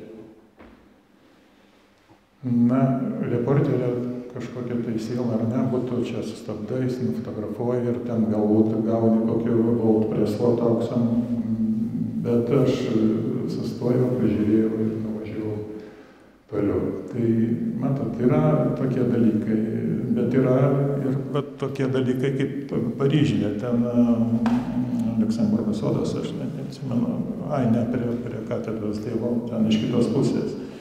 Aš matau, kad šitą situaciją vyras ir moteris, gal tas vyras serga vėžiu ar ką, paskutiniai dalykai ir jie ten kažkur užkulisėse tos katedros skverė sėdi ir galbūt atsisveikina vienas su kitu, jis guli ant jos. Ir aš matau tą situaciją. Ir yra toks moralinis dalykas, ar man peržengti tą ribą, ar ne. Bet aš pasiruošiu šitą plačiakampį, nustatau ten šitą ryškumą ir ryškumo zoną išlaikymą. Ir aš jau ateinu pasiruošęs ir nuspaudžiu. Aš matau tą situaciją skausmingą šitiem žmonėm, bet aš atsibraunu jų asmeninį lauką. Bet matot, fotografijas ir gimsta taip, jeigu tu, nežinau, tiesiog jeigu tu būsi ir visą laiką kažkaip tai save veiksi, tai tu, aš nesakau, kad aš, tai yra gera fotografija, bet Bet man buvo svarbu šitas apmąstymas, tas buvimas dviese, tas galbūt atsisveikinimas su artimu žmoniu. Tai kiekviena fotografija yra turinys kažkoks. Tai ir man tai svarbu pasakyti, jeigu pasiruošia žmogus tą atrakinti, tą turinį. Nežinau, ar atsakiau, ar aš nuklydau kažkur į Putinus. Prašau, gal dar kas klausimą? Kelkit ranką. Čia priekį. Priekį. Gerai.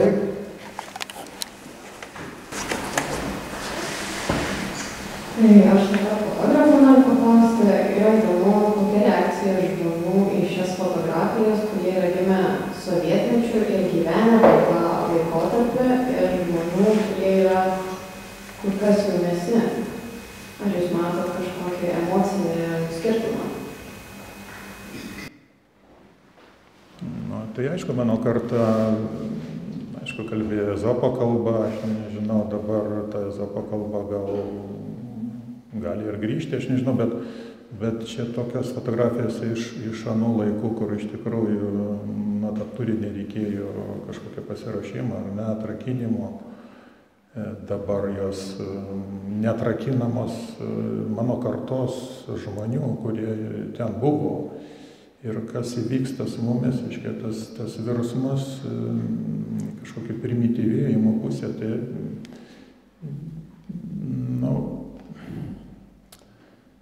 o dėl to skirtumo aš nežinau, čia galbūt reikėtų kalbėti su jūsų karta, ką jūs atpažįstat, ką jūs ten matot, ar jūs savo ten kažkokias patirtis, kad jos ir nedidelės, aš nežinau, jūs ten apgyvendinat, ką jūs iš to, aišku, čia kiekviena fotografija, jeigu tai pasakot, žinot, kai atrinkinėjai savo tą didžiulį archyvą, jį kažkaip tai apjungi, neįvardyto laiko portretas, tai yra virsmas, kurį tu patyrei, bet tu negali apibūdinti jį. Su tavim kažkas įvyko, reiškia, daug kažkokio proceso, bet taip, kad paimti ir užrašyti, ar ne, vieno sakinio, tai negali, tai turi tiesiog, tas virsmas ir yra, turbūt neįvardyto laiko, tai tas kiekvienas turi savo tą neįvardytą laiko portretą, kurį jisai čia apgyvendina. Kiekviena fotografija yra su savo istorijom, kartais labai jautriom ir skausmingom. Ir kurias fotografijas nėra malonu ir man pačiam žiūrėti, aš kai pakabinau tą fotografiją, žinot, tai vienas dalykas, kai jos skenuoja, sakykime, ar ne, ir ten kompiuterį, jos turi savo vietą, bet tu jų nematai visumos.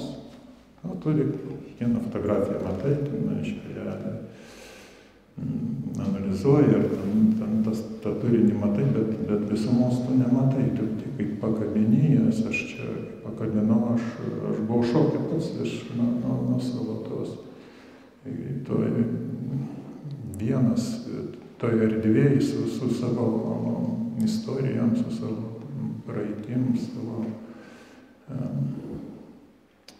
patirtim, kuri nuolat keičiasi, kas sekundę tu vis kitoks.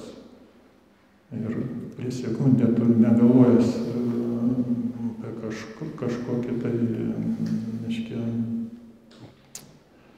epizodą, tu jau po akimirkos tu esi jau, tavo patirtis jau kitokia, svaresnė, platesnė.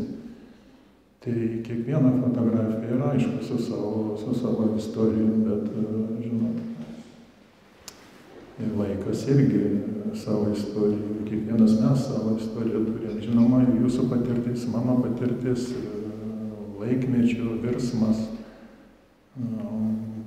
daug kas keičia ir, nežinau, tiesiog prieš kokius 2 metus mes visai kitokie buvom žmonės. Ir dabar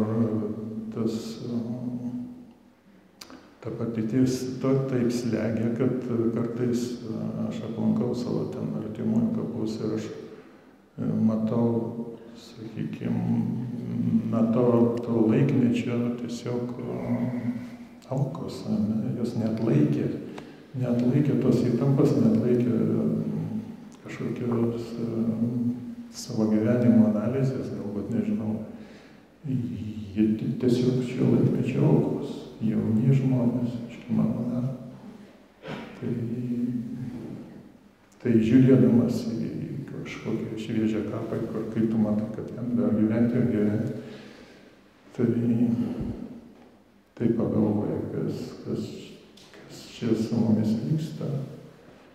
Mes kartais neužsižaidžiam kažkokiais paviršutiniškais dalykais. Čia reikėtų jau klausti filosofą, planai, kas mes dabartiniam laikė, ar mūsų sielos neatvėso, aš nežinau, mes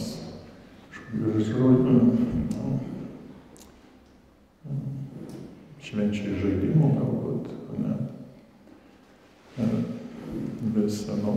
Bet turbūt psichikai reikia, gal išsikrovimo kažkokio, nežinau, bet, sunkiai gyventi turbūt ir analizuojant ar kažkaip tai pasitraukiant į pakraščius miestą ir matant, tada iš ten matai, kas tam mieste, kas tam valstybė, kas tam aplamai darosi ir kartais tų minčių negali pakelti kartais. Tai tokia fotografija, aišku, jinai analizuoja tiesiog tą, kas su mumis įvyko, o mes kartais negreiti kažką tai pasmerkti, išrašyti jam kažkokią tai pažymį ir palaidoti, pažiūrėkime save, galbūt kas mes. Taigi laikas toks tiesiog apmąstymams ir įvardijimui savo kokybę, sakyčiau. Aš dar norėčiau irgi. Man įdomus jūsų klausimas, tiesiog atrodo, kad reikėtų apie tai pamastyti. Aš aišku negaliu atsakyti, kaip žmonės nepatyrė šitą laiko mato, spėju tik tai, kad daugiau mato, panašiai galbūt mato, kaip tarkim, aš žiūriu į kokias tarpukario nuotraukas. Tai yra visiškai istorija. Ir tos nuotraukos leidžia taip atsitraukus tą istoriją patirinėti. Ten visokių įdomybių, kažką ir susimastai, žodžiu, skaitai tos gyvenimus, bet tai su tavim nesusiję. Tiesiog, gal tau reikia pasiskaityti kažkokiais istorinius duomenis, kad galėtum kai ką suprasti. O pavyzdžiui, žmonėms, kurie šitame laike gyveno, ir aš aišku priklausau jiems, įvyksta tokie identifikacijos momentai. Man pavyzdžiui yra ta nuotrauka, ten redaktorės duktė, 80 atrodo metai ir panašiai, ir aš ten tiesiog matau save, nes aš buvau to amžiaus tuo metu, dėvėjau uniformą ir aišku prisimenu, kad kaklaraištį tai arba iš vis jo nebūdavo, arba jis ten sukištas būdavo po tą prijuostę. Galbūt kartais reikdavo jį ir ištraukti ir galbūt čia kaip tik toks momentas. Nenoriu pasakyti, kad ta mergaitė kažkokia politiškai radikaliai kitokia negu aš nežinau nieko. Bet žiūri ją ir matai save ir kartu ir ją, kad čia redaktorės duktė, Aleksandras aiškino, kas buvo tais laikais redaktorius. Jis turėjo didžiulę galią kažką cenzuruoti, priimti, atmesti.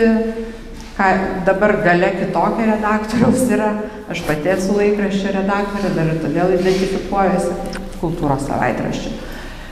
Tai tu suvoki, kad tas žvilgsnis žmogaus iš ten yra mano žvilgsnis, nežinančios, kas bus.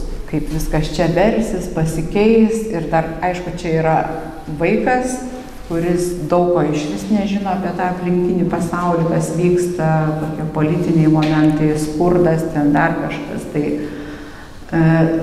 Tai vat, ką noriu pasakyti, kad mūsų kartos žmonės turbūt labai su kažkuo identifikuojasi, kas čia yra. Jie mato save, tuo tarpu jūs žiūrite iš išorės labiau. Atsitraukia. Dar norėčiau papildyti, aš nemanau, kad čia tuoj vieną sekundę, nemanau, kad yra didelis kartų skirtumas. Iš pirmo žvilgsnio taip atrodo, žiūrėk, čia šitie patyrė šitą, o anie kitą, vieni vieną gali papasakot, kiti kitą papasakot. Manau, kad tai yra labai paviršutiniška, nes tokių vienas apie kitą kartą yra prikalbėta per porą tūkstančių metų tiek daug, kad tai neįdomu jau. Bet ar įmanoma pakliūti į kito svetimo tolimo laiką lygiai taip pat, kaip ten dalyvavę žmonės? Šitai kitas klausimas. Aš esu tokių eksperimentų ne vieną daręs ir pats. Pavyzdžiui, aš atsimenu, vienu metu tyrinėjau Italijoje, būdamas Giordano Bruno gyvenamasias vietas. Ir man labai rūpėjo, kaip atrodė tas inkvizicijos kalėjimas Romoje, Tordenono, kuris buvo 7 ar beveik 8 metus kalinamas. Ir, žodžiu, atradau, tai yra tik tai viena graviūra ir tai porą šimtmečių vėlesnė, nei jis buvo kalinamas, tikėtina, kad pastatas buvo daugmaž panašus, bet yra aprašas vieta, kur ir kaip galėjo atrodyti. Tai aš nuvažiavau tenais prie tos upės, žodžiu, ten purvina pakankamai, tai labai gerai, nes ir turėjo būti purvina. Ir aš pradėjau, žodžiu, medituoti, įsivaizduoti jau pagal tą graviūrą, kaip tas pastatas galėtų atrodyti. Tai užėmė daug laiko įsivaizduoti pagal aprašus, kaip tuo metu atrodė tos kameros, kaip atrodė be langų. Jeigu vadinasi be langų su ertmėmis, tai vadinasi, jie galėjo matyti šį bei tą per tą. Tada įsivaizduoti, ką žmogus prirakintas prie sienos gali, į ką gali žiūrėti 7 ar 8 metus. Ir šitam dekodavimui, tai ir vadinasi dekodavimas, reikia labai daug pasiruošti. Vadinasi, tu pasiruoši, po to įtrauki savo jausmus ir vaizduoti ir dalyvauji. Ir tas išskleidimas analoginis, galbūt netikslus, jis užima pakankamai daug laiko. Ir po šito daug laiko tu gali pasitikrinti, ar kiti asmenys panašiai kažką įsivaizdavo ar jautė apie tai, apie ką tu įsivaizduoji ir jauti. Ir pagal tai gali aptikti, kad tu priartėjai prie šito laiko. Dažniausiai padeda poetai, kurie vietoje to, kad aprašinėtų istorinį įvykį, aprašinėja emocijas to laikotarpio. Ir pavyzdžiui, buvo nuostabu, yra šita aikštė Romoje, kur sudegino Giordano Bruno, ir labai įdomu man buvo skaityti to meto atsiliepimus, kaip aikštėje vaikai ir turgaus prekeiviai juokėsi ir linksminosi tuo metu, kai šitas asmo buvo deginamas. Tai tada tu ateini į šitą aikštę ir aptinki, kad aplinkui pilna kavinių ir visi labai labai linksmai gyvena. Ir tada bandai transformuoti visą šitą ir žinoma, kad patiri tam tikrą šoką ir įspūdį, todėl kad vietoje to, kad tu manytum, kad čia buvo kažkokia istorinė tragedija, tu ją turi įveikti. Ir, o tai reiškia, kad jūsų klausimas, pavyzdžiui, ar sakykime, tos pionierių stovyklos, ar jų griuvėsiai, apie kurios kalbėjo Aleksandras, ar jūs galite jas pakliūti? Žinoma, kad galite. Lygiai taip pat, ar net labiau nei aš. Jokių problemų. Tik tai čia yra pastanga atskleidimo ir kiek jūs į tą dalyką investuosi, aš nematau skirtumą tarp kartų iš viso. Gal tada aš irgi porą žodžių. Viljamas Fliuseris, apie kurį dar neminėjau, jisai labai lakonišką frazę pateikia, lygindamas fotografavimą su fenomenologija. Fotografavimas ir pati fotografija nėra tiesioginis atspindys. Fotografavimas ir fotografija yra tikrovės redukcija. Vadinasi, tai yra perkėla, lietuviškai šnekant, sudėtingesnė kalba kalbant, tai yra transformacija. ir Aleksandro Perkėla geriau buvo. Perkėla geriau, gerai. Perkėla ir Aleksandras tą savo laiko perkėlą mus nuveda iki ten, kartais negražina atgal, kaip kam patinka ten pasilikti, didesnę dalį gražina atgal, bet jau su to laiko dulkėmis, su to laiko dulksna, apnašom ar panašiai. O šiaip Aleksandro fotografijose nėra nei nostalgijos, nei euforijos, atidžiau įsižiūrėjus yra distancija, yra analizė iš tos distancijos, tik labai jau sulėtinta distancija ir greitų skubančių žvilgsnių ne visada mes pagaunam tai, ką Aleksandro akis užkliudė.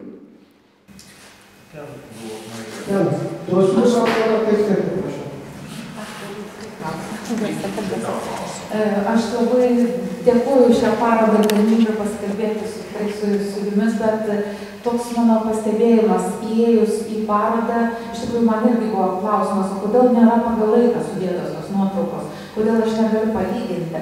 Ir supratau, kad emocija išreikšti, kadangi jūsų kiekviena nuotrauka yra emocija, ne? Kad emocija išreikšti laikas yra nebūtinas, ar ne? Ir tada man klausimas kyla, norėčiau kreiptis į gerbiamus filosofus, kaip jums atrodo emocija ir laikas raiškoje, meninėje raiškoje. Ar čia šiuo atveju yra kažkokie tai skirtumai, nuomonės ir taip toliau? Ačiū. Na, visų pirma, man laikas yra įvykis, jau čia buvo minėta, laikas yra falsifikuotas, tai kaip pasakojamas. Tai yra, egzistuoja istorikai, tokie laiko falsifikuotojai, kurie įvykius paverčia pasakojimu ir tokiu būdu jie juos užmūryja ir, bet kartais pavyksta ten prasikrapštyti pro jų mūrus ir tas įvykis atsigauna, bet šiaip laikas sudarytas iš įvykių.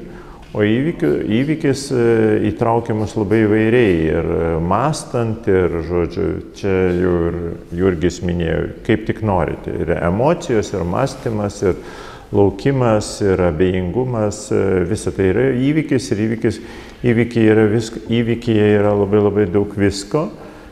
Fotografas paima iš to įvykio šį bei tą, ir tą mums pabando pristatyti per įvairias savo technologijas. Bet santykis su įvykiu, žinoma, gali būti įvairus ir emocinis santykis yra ne paskutinis. Problema yra tokia, kad emocija yra kita vertus toks visada žadinamas arba trigerinimas, žadinamas dalykas, kurį mums sužadina ir tokiu būdu čia mes galim nepamatyti įvykio vien tik tai todėl, kad, pavyzdžiui, bus įvykis pasaulio katastrofa, jūs tuo metu žiūrėsite į atpigintus ledus ir, žodžiu, ir reikia galvoti, pirkti ar nepirkti, nes nuolaida 60%.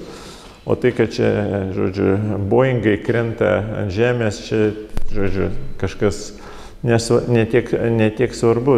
Problema yra ta, kad emocija yra ne tik mūsų tiltas į įvykį, bet ir tai, kas paslepia įvykį ir išplėšia mus iš įvykio. Ir čia jau reikėtų ne tiek filosofų, kiek psichologų, su psichologais kalbėti, kurie nuolat šneka apie tą problemą, kaip sugrįžti į įvykį, nes ten kartais mes, jeigu norite, įvykis yra, mes vis dar sapnuojame tą vakarykštę dieną ir todėl nepakliūname į įvykį. Fotografas galbūt yra šiuo atveju profesionalesnis, aš jau čia žiūriu ir Aleksandrą, kadangi jo savaime užduotis yra pakliūti į įvykį. Ir reportažinė nuotrauka beje nėra čia pati blogiausia, todėl kad jinai privalo pakliūti į įvykį ir pamatyti būtent tą reikšmingą įvykį, nors, žinoma, gali apsirikti lygiai taip pat. Taigi laikas yra šitas įvykis, bet mes nesame tame įvykyje ir nebūtinai esame tame laike, mes todėl tenais ir nepakliūname.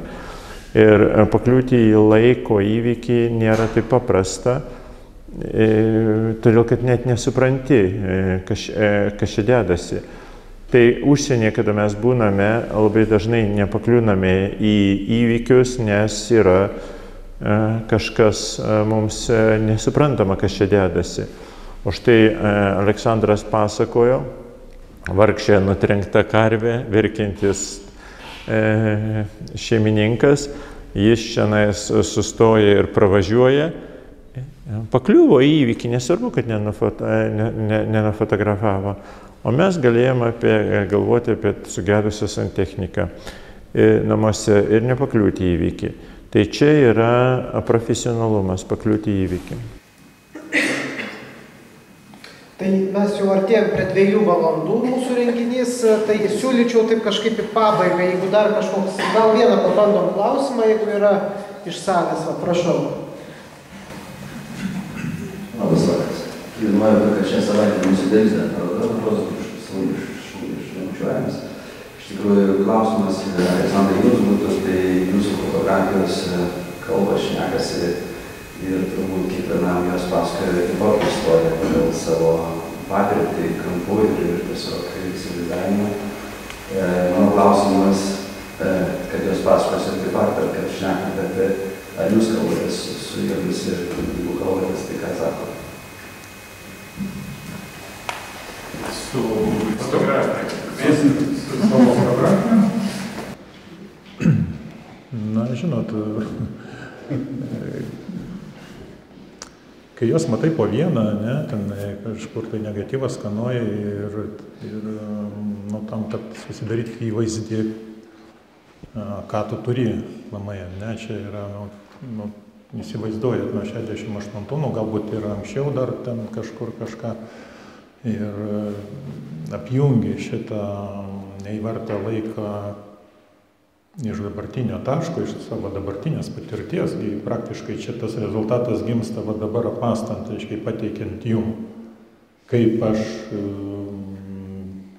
pragyvenau, išgyvenau, ar ne, ką aš akcentuoju, aš įvardyti kitą kartą negaliu to, kas su manimi įvyko labai daug, įvyko gyvenimas. Aš jau kalbėjau, kad atsidari ties tokią ribą, kada tau viskas aišku, kada tau nebeįdomu į parodas vaikščioti, kad viskas pasikartoja, kad pasižiūrėt į Facebooką, ten viskas tau aišku, kas su tauta vyksta, kad pilna narcizų prie viso, kurie žavisi savimi, ką jie ten valgo, kur keliauja, ką fotografuoja. Tai yra virsmas, toks virsmas, kada tu analizuoji savo pragyventą laiką. Ir kai aš čia, man pakabino tą parodą ir aš tyloj atsistojau toj salėj, lyg kažkokiai katedroj, kur aš atlieku išpažinti kažkam. Mintyse. Ne vien kažkur tai kunigui, ar ne, kalbant, bet pas prieš save.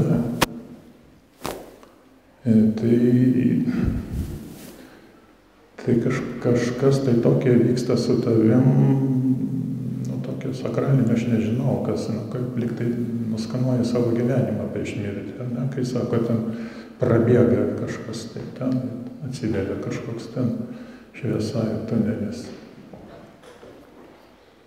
Manau, jokio tunelio, nei šviesos nėra, tiesiog mes gyvenam dabar. Ir čia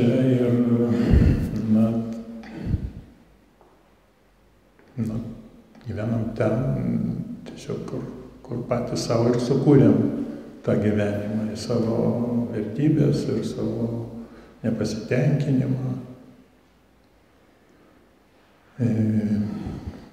Tiesiog, tokiam pasaulyje gyvenam. Aš nesu iš tų žmonių, kurie, kaip Gorkis sako, kaip ten romane matė, kad žmogus tai skamba išdidžiai, ne, человек это звучит гордо. Visiškai negordo ir kartais nusivili pats savim, analizuojant save. Tam laimingo kažkokio suteikto tavo tėvų laikę, ne, ir kartais, ne tau duota, sakykime, tau davė laimingą bilietą tiesiog būti, ne, ir išgyventi, ir analizuoti, ir, aišku, ir nusivilti, kad niekas neuždraus tau nusivilti. Taigi, tas, kas vyksta su mumis, yra, vieniems yra labai paprasta primityvu, kitiems labai sudėtinga. Ir tai, kad kaip tu pragyveni gyvenimą, tu negali pasakyti, kad tai buvo kažkas tokio, kurio tau gaila, ne? Kai matai tos žmonės, tas fotografijas kartais iš Ukrainos, kažkokia moters rankas su dažytais nagais ir bebaigiančią irti, tu pamatai, koks pasaulis. Tiesiog per vieną fotografiją tu supranti, kas yra žmogus, kokia jo prigimtis. Ir nelabai malonu tiesiog kapstytis kartais. Yra sudėtingi dalykai, bet tie procesai tokie yra vidiniai. Ir aišku, ta paroda yra toks ir savęs pažinimas, ir pažinimas savęs tame laikė, kuriame tu buvai. Bet jau būti nesinori, žinot, jau tam laikė, kai psichika kažkokią tai analizę atlieka, ne? Taigi, kiekviena iš fotografijų yra sudėtingi tie sluoksniai ir kiekvienas turi attarkinti pagal savo patirtį, savo kažkokius jau, mesgi kiekvieną akimirką keičiamės, mes vis kitokie buvom prieš tą susitikimą, ar ne, išeisim visai kiti. Aš tik noriu padėkoti savo prelegentams, tiesiog savo kolegams, kad sutiko šiaip. Man kaip ir norėjasi, čia mano pasiūlymas buvo muziejai ir gerbimai Vilijai vedėjai šitą susitikimą padaryti, tokį surengti, ne, ir žinoma, tą, ką jauti, tiesiog neįmanoma pasakyti, tiesiog jauti ir tas jausmas tiesiog vis kitoks, mes išeisim visai kitokie žmonės, ar net tiesiog gaila, kad toks susitikimas yra kaip ir uždarimas parodos, kad mes jau nebeturėsim galimybės savęs paanalizuoti tame laikė. Tas fotografijos yra, visokios, čia yra labai daug priekaištų savo, ta prasme ir savo, ir kiekvienas savo suras tame turinyje. Taigi, nelabai maloni akistata šiaip paroda su savim, jeigu kas gali pažvelgti giliau per tos sluoksnius. Aš manau, jūs čia tokį kaip ir tašką mūsų diskusijai padėjote, tai jeigu dar kažkas iš prelegentų gal postscriptum norėtumėt, tai prašau, kviečiu, o jeigu ne, tada ar, prašau, kuris nors, ne? Ne. Tai ką, iš tikrųjų ilgas vakaras buvo, 2 valandos. Ačiū visiems, kas atėjote. Na, o jeigu visi klausimai nebuvo atsakyti, tai jau tada asmeniškai prašom prieiti prie vakaro svečių ir tada paklausti ir pasakyti. Tai ačiū Jums, gero vakaro.